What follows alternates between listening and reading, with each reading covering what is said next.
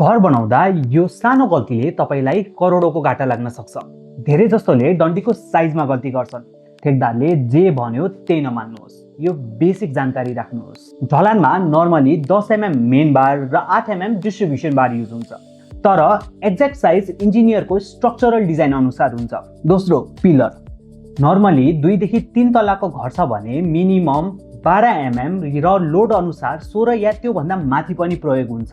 पिलरमा गल्ती भयो भने पुरै घर नै जोखिममा आउन सक्छ।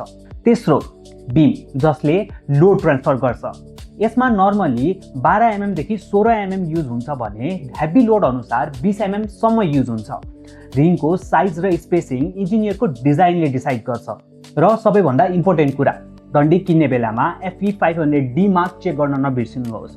डी माने डक्टिलिटी, जसले भूकम्प आउँदा तपाईको घरलाई फ्लेक्सिबिलिटी दिन्छ र ढल्न दिँदैन। इन्जिनियरको डिजाइन फलो गर्न नबिर्सिनुहोस्। घर बनाउँदै हुनुहुन्छ भने आजै भिडियो सेभ गर्नुहोस्, नत्र जसले बनाउँदैछ उसलाई फरवार्ड गर्नुहोस्।